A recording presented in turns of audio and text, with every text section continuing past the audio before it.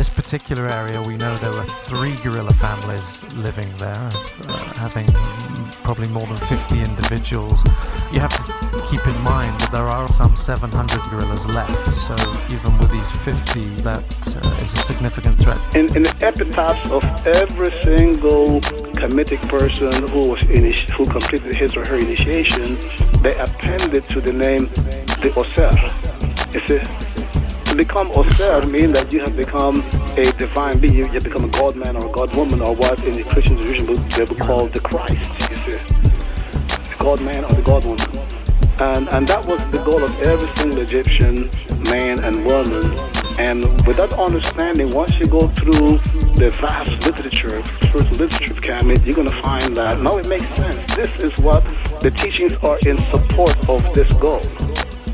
You see, when you approach Kemetic, literature as through the eyes of European, they worship, animals and the sun and all. This nonsense. None of that is true. It's a phenomenal body of teachings. Very concrete, specific, step-by-step teachings with an ironclad method to become a God man and a God woman. You see that?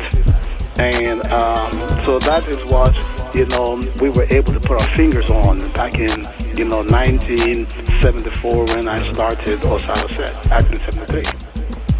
But before that, and that's why I created the society in 1973. And now today we are in 38 cities around the world, chapters all over the world, you see. Yes, sir. Yeah. And definitely, because I purchased the meditation tapes, which are phenomenal, as well as the 3-volume set of the Meduna. And today, on a daily basis, I still do those meditations, and I cannot begin to tell you the physical as well as mental effect that it's had on me. I find myself being much calmer. I find my clarity of thought, I think better. And one thing I learned, another thing that I've taken out of the Meduna is that in meditation, the difference between how we meditated in the mystery schools as opposed to how we're taught to meditate here in Western civilization. Here in Western civilization, we're taught to visualize things, if you will. If you want success, you visualize the money or the big house and the big car. Whereas in the ancient mystery schools, and you really emphasize this in the Meduna, you would look at one of the Netaru, and the one that symbolized success, that was the deity that you meditated on, and you just didn't meditate on the deity, you became the deity, correct? That's correct.